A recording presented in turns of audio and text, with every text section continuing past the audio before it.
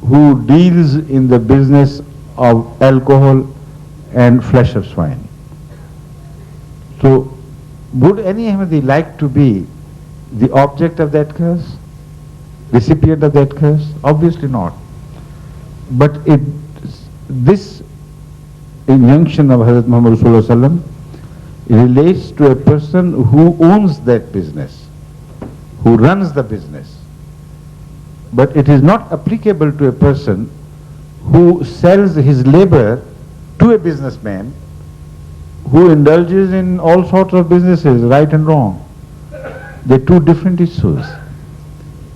If you think that you can find a business whose owners and proprietors are so clean that they have not even the smallest brush with haram and forbidden, then you are living in a paradise which they refer to as something, I don't want to name that. It is an unreal thing. In this life, all businesses have some part of the forbidden in them. And it is impossible to think of a world which is totally free from the forbidden elements. But what you can do is simply this: don't run a business of your own which directly violates the instructions and injunctions of Hazrat Muhammad Sallallahu Alaihi Wasallam. Otherwise, if you are an employee of a bank, the bank is involved in usury and all sorts of capitalistic transactions which are forbidden in Islam. Think of anything, any business that would have some element of the forbidden. So you should remember that life is sacred in the sight of Allah, to a degree that for the sake of saving life, you are even permitted to partake of the flesh of swine, pork or anything you call it. If somebody is dying, the Holy Quran permits him to eat that much which is essential for survival. So for a national survival, for a human survival, in a system which is in non-Muslim hands, over which you have no control, even if you are head of a small state, it's impossible for you to lead a totally clean economic life without some indulgences here and there with the unforbidden, with the forbidden one, forbidden things, I mean. So in this situation, I personally believe that to do business directly violating the instructions of Hazrat Muhammad Sallallahu Alaihi Wasallam must be totally unthinkable for an Ahmadi. But to be employed by some proprietors who do all sort of businesses is something which you can't do away with. There the transaction is just your labor. You are selling your labor, and that is not haram. You are selling a labor which is the best of halals that there can be. An Ahmadi labor is an honest labor. So if you get your money from that, well, this is not your concern if that man has all the honest money or some mixed up. Actually, the mixing of money in economy becomes a very involved question.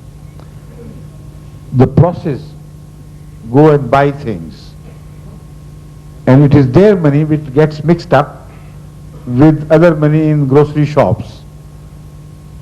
Now you go and buy, and maybe you are given in exchange the same money which was a process earning, so-called earning.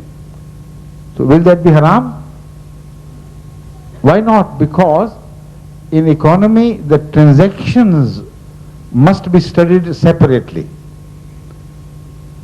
What are you transacting? Are you selling something haram to somebody, or are you just selling your labor honestly? Then if the owner of that concern earns some haram money, it's no concern of yours. So that is the second part of my answer. I am explaining it because this question is repeatedly raised. Some people still remain confused despite my answers. There is a third option now, an in-between area, which is an area of caution. Now you can say if somebody is selling grocery and he also deals with alcohol and the flesh of swine, etc., and one Ahmadi is employed there just as a servant, still when he deals directly with alcohol and deals directly with the flesh of swine, I think it is a situation which he would loathe to be in.